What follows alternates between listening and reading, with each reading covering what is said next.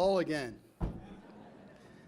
I hope that you all have enjoyed your dinner, and I want us to continue our program this evening by recognizing some of the most important groups within the National PTA.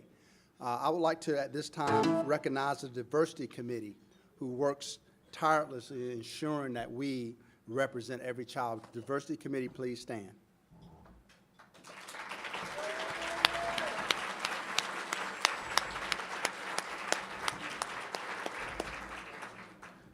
The PTA's longstanding commitment to ethnic diversity is well documented, but we can and should do more. This especially is true in the light of the predictions that in the next decade, as many as 50% of our public schools will come from ethnic minority families. PTA should think diversity first, second, and third, because we can't be an effective advocacy association if we're not perceived to be a diverse association that is open to everyone. That's what makes the Diversity Committee so important. Now we're pleased to hear from the chair of the Diversity Committee, a Montana man who I truly admire, and a man who I know will lead the committee to accomplish great things. Mr. Mike Dimich, please come forward.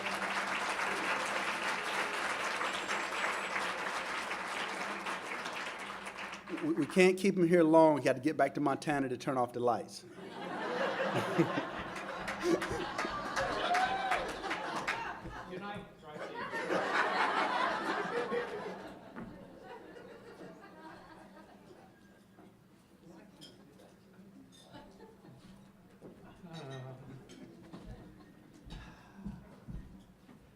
You know, I really do have a face for radio.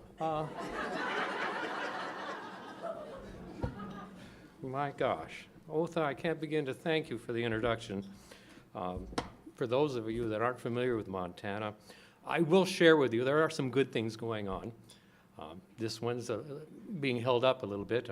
We're looking forward to installing our first traffic light. Unfortunately, federal funding is precluding us from getting it done in a timely fashion. And this next weekend, for all of those that are car aficionados, we have our annual abandoned car show.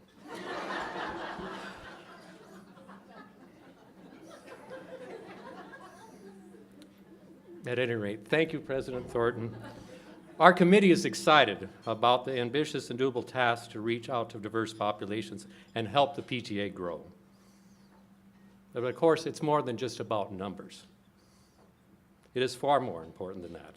We'll be able to draw upon a deeper and richer well of talent, the kind of talent and commitment that I see here this evening. At this time, I would like to recognize the committee, if they'd come forward. Come on.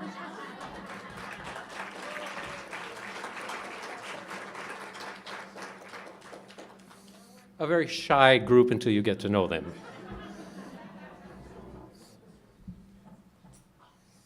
I want you to see them, I want you to hear their voices, and I want to associate a name and a voice and a friend. And they will be your friends as time goes on.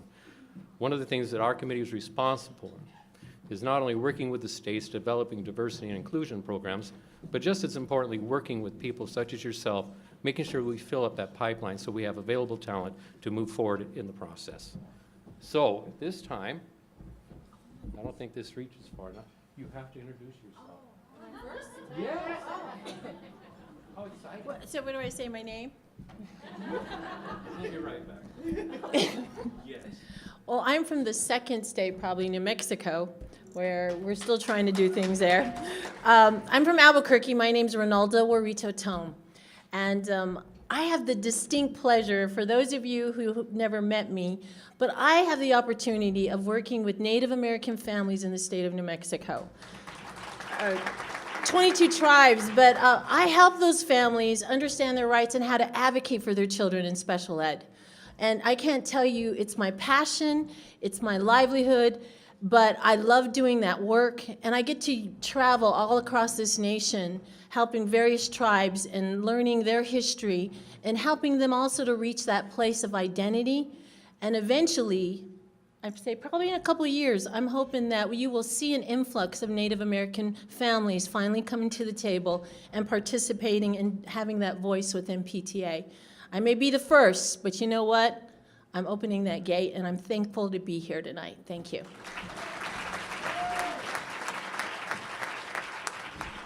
Good evening. I'm Sharon Goldblatt. I'm from the small little state of Texas. And I'm happy to be here. I am representing a majority state of Latino population, and very happy to represent you on this committee. Thank you.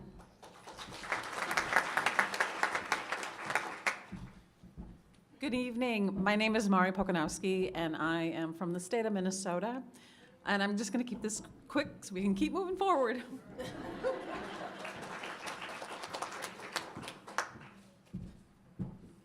My name is Sid Cox, and I'm from the wonderful state of Georgia, where we have all minorities. Good evening. My name is Endon Anderson, and I'm from the wonderful state of Illinois. I'm located in the Chicago area, and I look forward to working with, I have 6 states that I'm going to be managing nationally, so I will be reaching out to a lot of those states soon. I'm glad to be here this weekend.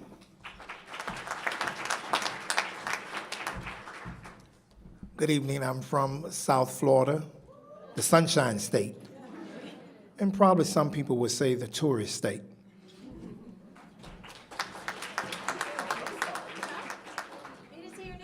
It would help if you know my name, Bernie Kemp. Little known fact about Bernie, being part of the Witness Protection Program, he's not at liberty to share his name.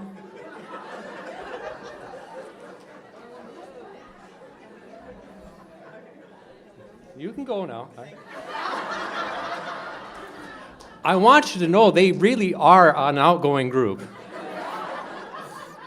And I will tell you this, we have 2 members, Antonio and Patty, who were unable to attend, but these people are good. And I hope you have an opportunity this weekend to talk to them. Another part of our team, if you will be Renee and Elita, if you'd please stand.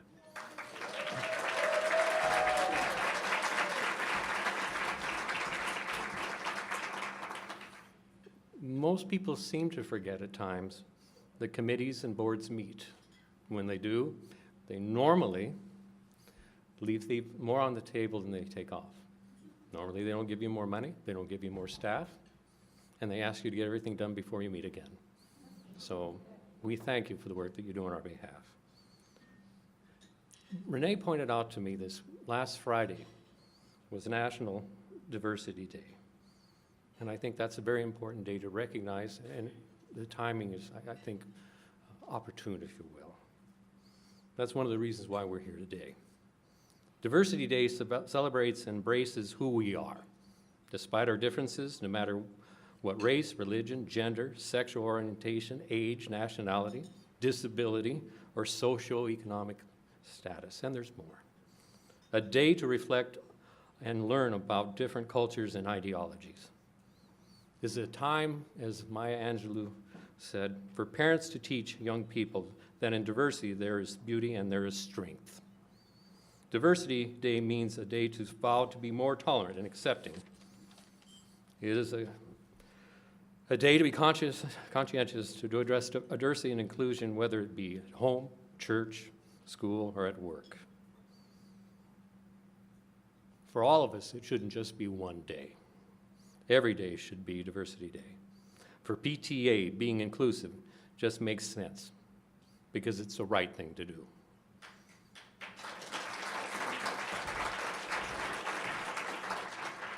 Our conference theme, as also shared with you, is Build, Imagine, and Empower. And I'll add one more, connecting. You have a wonderful opportunity this weekend to share with others.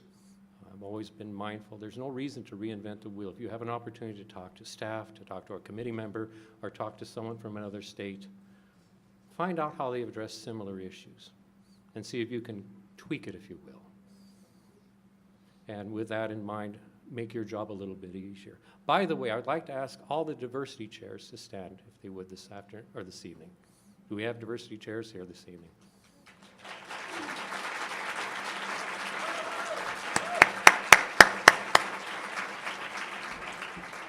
As Otha shared with you, I'd love to tell you that it's going to be nothing but an easy ride. It's not. We have challenges. But thank you for taking on the task. America continues to change, and PTA must be part of the change so that we can remain relevant and viable. All of us in this room are agents of change. It is why you chose to invest your time this weekend to be here. It is so that you can make a difference. And I thank you.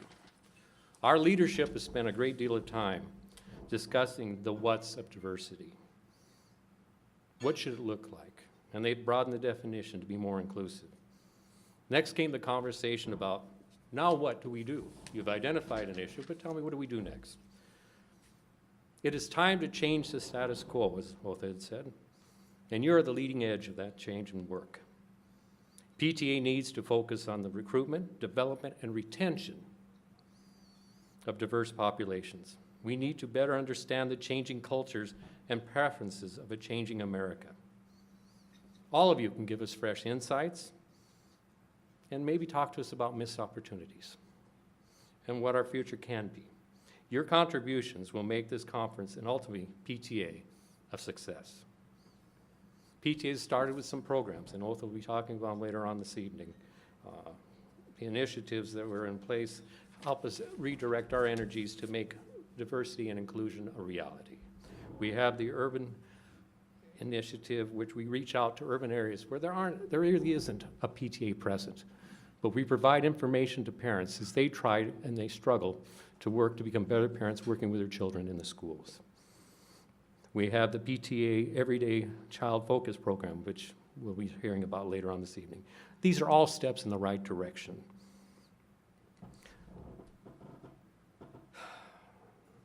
These times challenge us to do more with less. Seemingly, we have less time, we have less budget. But with your dedication and your passions, we can overcome these challenges and keep ourselves motivated and focused at the work at hand. It's not an easy job. Diversity and inclusion may be the hardest thing a society has to live with, but on the other hand, is the most dangerous thing for a society to be without. National PTA and our committee are here to help. We're all in this together. Your passion and your commitment will make a difference for us and for yourselves, and for that, we all thank you.